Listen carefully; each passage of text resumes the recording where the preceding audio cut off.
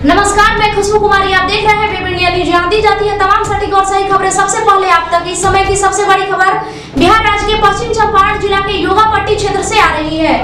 Welcome back, मैं rice देख रहे हैं वेब इंडिया न्यूज। अभी मैं पश्चिमी चंपारण के अंतर्गत नगर पंचायत मच्छरगांव में उपस्थित हूँ। जैसे कि आपको पता है, यहाँ पर जो नगर निकाय की जो चुनाव की सरगर्मियाँ हैं काफ़ी तीव्र हो गई है और इसमें प्रत्याशी बढ़ चढ़ के हिस्सा ले रहे हैं। इसी बीच मैं एक वार्ड पार्षद प्रत्याशी प्रतिनिधि के पास उपस्थित हूँ और मैं इनसे बात करने की पूरी प्रयास करूँगा कि किन मुद्दों को, किन समस्याओं को लेकर इस चुनावी दंगल में आए हुए हैं। तो सर, सबसे पहले सर आपका बहुत बहुत शुक्रिया कि आप हमें समय दिए। और सर मैं चाहूँगा आप पहले अपना परिचय बताएं। मैं नगर पंचायत मच्छरगांव वार्ड नंबर 2 से प्रत्याशी हूँ। और प्रत्याशी कौन है? प्रत्याशी मेरी पत्नी शोभा देवी हैं। और आप उनके प्रतिनिधि? आप हम उनके प्रतिनिधि हैं। चुनाव चिन्ह क्या है सर? चुनाव चिन्ह मेरा टेम्पू छाप है। क्रम संख्या 3 है। सर आपसे सवाल है कि फिलहाल आप बिजनेस में करते हैं, कारोबारी हैं छोटा मोटा, तो इस एज में जब आदमी हड्डी में थोड़ी ताकत कम हो जाती है तो आराम करने के लिए वो चाहता है। तो सर आप चुनाव में क्यों आए सर? राजनीति मतलब कदम रखने का मकसद क्या है? मेरे कदम रखने का मकसद ये है कि मैं सिर्फ वार्ड नंबर 2 से ही नहीं, मैं पूरे मच्छरगांव गांव का प्रतिनिधित्व 26 वर्षों से करते आ रहा हूँ। यहाँ एक ज़मीन है जो कि महारानी जानकी कुंवर के नाम से है और लोग चाहते हैं कि हम उसे भजा करके बेच करके माल बना लें। और अपाहिज जो मैं हुआ हूँ, ये जो दबंग हैं उन्हीं के चलते अपाहिज हुआ हूँ। बाज़ार से आते समय बोलूँगा मुझ पर कांड कराया गया, मुझे मारने की कोशिश की गई, फिर भी मैं उससे पीछे नहीं हूँ। मैं कर्म और वचन से दोनों से पूरे मच्छरगांव ग्राम वासियों के साथ हूँ। अन्य जगह देखा जाता है तो कहीं विकास होता है, कहीं विनाश होता है। आपके जो वार्ड है इसमें विकास हुआ कि विनाश हुआ है? हमारे वार्ड में जो है समझिए कि विनाश हुआ है, विकास नहीं हुआ है। कैसे आप कह सकते हैं? सड़कें तो पक्की बनी हुई है, पक्की बनी हुई है, लेकिन आप चल कर तो देखिए, अगर सुबह में आदमी खाली पाँव टहलता है, निकल कर देखिए है तो कितने है पत्थर पैर में लग जाएंगे। तो इस पर टाइल्स थोड़ी कोई लगा देगा। अब रास्ते हैं तो जाहिर सी बात है ये कंक्रीट का बना हुआ है तो कहीं ना कहीं इसमें निकलेगा। अब सोचिए कि बिल्कुल मखमल की तरह होती, ये तो संभव नहीं है। लेकिन जहाँ तक है मैं आपके वार्ड में देखा हूँ रास्ते पक्की है और आप तो कह रहे कि भ्रष्टाचार हुआ है। रास्ते पक्की है लेकिन कामयाब नहीं है, कहीं कहीं गड्ढे हैं, पानी लग जाता है। चल आए हैं आप तो पूरा निरीक्षण करबे कीजिएगा पंचायत का, मच्छरगांव गाँव का।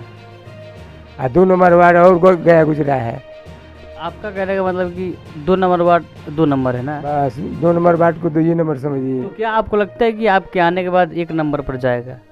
अगर आम जनता से आशीर्वाद मिल गया, सपोर्ट कर दी तो सपोर्ट कर दिया आम जनता, तो ज़रूर हम 2 नंबर वार्ड को 1 नंबर बनाएंगे।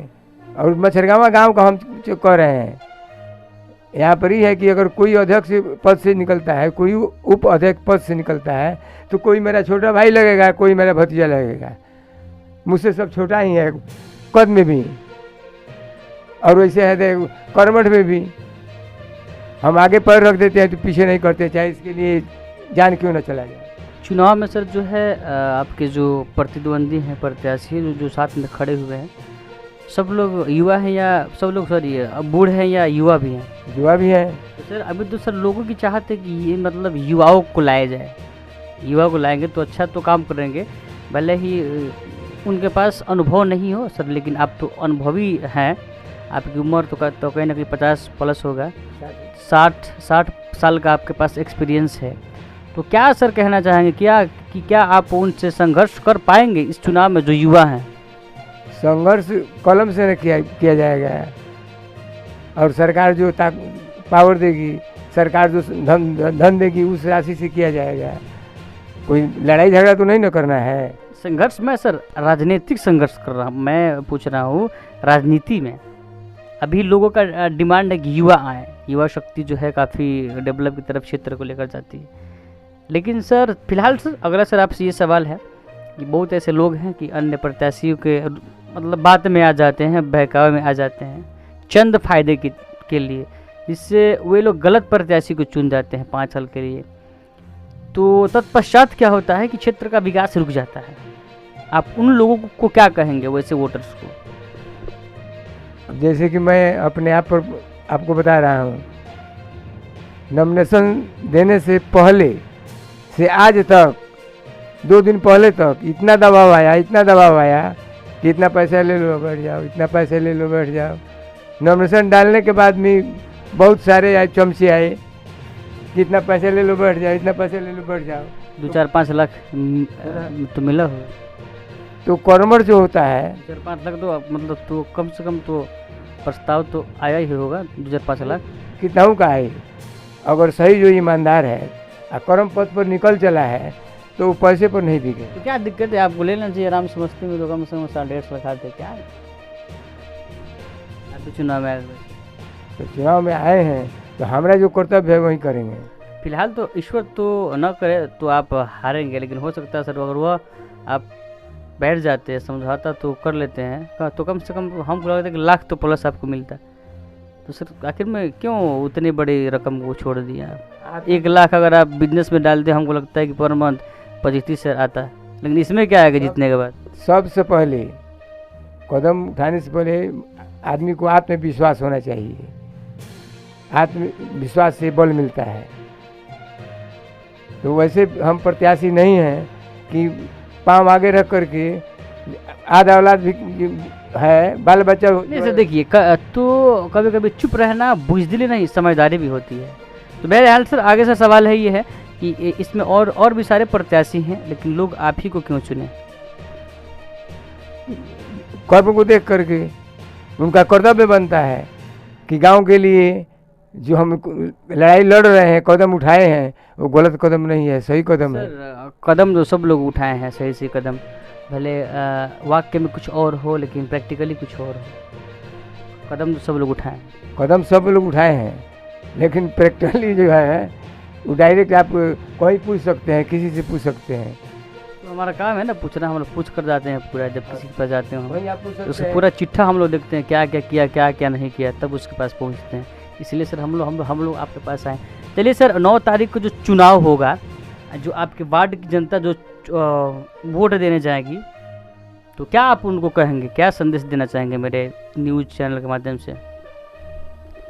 हम आपको लाख लाख धन्यवाद, लाख लाख शुक्रिया देंगे। यानी हमको नहीं, जो जनता वोट डालने जाएगी आप उनको क्या कहेंगे, अभी क्या सुझाव देंगे? अभी क्या आपको जो है अपने आप चुनना है, कौन सही है कौन गलत है, कौन क्या कर सकता है कौन क्या नहीं कर सकता है। ये तो दान नहीं है। लेकिन सर दान तो है, लेकिन लोग कर रहे हैं, बेचते हैं, खरीदते हैं। बेचते खरीदते बेचने दीजिए, खरीदने दीजिए। हमारा तो अभी तक 5,000 नहीं खर्चा हुआ है, और किसी का 2-2 लाख 4-4 लाख 5-5 लाख खर्चा हो गया। तो सर हो सकता है कहीं वह विजय प्राप्त कर ले 2 लाख खर्च करके। अगर परवरदिगार पैगंबर परमात्मा की यही असीम कृपा होगी तो उसे भी शायद वो कबूल करेगा। सर जब सारे वोट एक और तो हो जाएंगे तो चाहे परवरदिगार हो चाहे परमात्मा, ये तो कुछ नहीं कर सकते। एकदम कर सकते हैं, बिन हर कृपा तीर नहीं डोले। इसका अर्थ सर क्या होता है, इसका अर्थ बताइए। बिना प्रभु की कृपा से कभी ऐसा होता है कि आँख में धूल पड़ जाता है, और कभी हवा के बिना आदमी तरसता है कि वो तनी हवा बहता, थोड़ा हवा बहता। मेरे हाल सर आपका सर बहुत बहुत शुक्रिया कि आप अपने हमें समय दिया, और इसके लिए आपका बहुत धन्यवाद।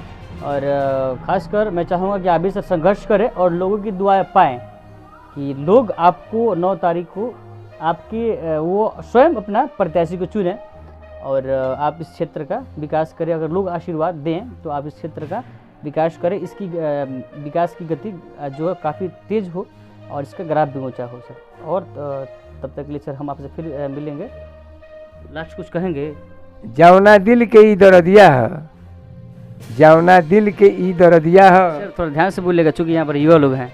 जौना दिल के ई दर्दिया है वही दिलवा में रह जाई, आई दिल दिलवा के पावेला दरिया सागर ईसन बह जाए। जय वाली सर, आप तो शायर भी हैं, मिर्जा गालिब के बाद शायद आप ही हैं।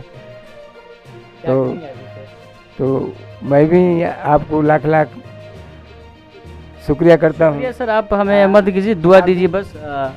आप हमें दुआ दीजिए, चूँकि हम लोग दुआ के ही पात्र हैं, और बधाई तो ना दे, चूँकि अभी हम लोग को लाइफ तो जीना है। तो सर आपका धन्यवाद। ऐसे ही खबर देखने के लिए विजिट कीजिए हमारे चैनल में। रईसुल आजम, कैमरा पर्सन कलीम कुरैशी के साथ वेब इंडिया न्यूज़, नगर पंचायत मछरगावा।